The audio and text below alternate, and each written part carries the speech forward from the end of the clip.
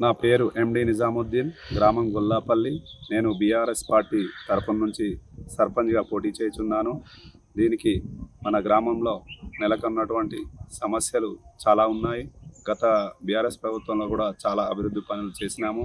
అవి కూడా గత 2 సంవత్సరాల నుంచి సరిగా పనులు చేయడం లేదు.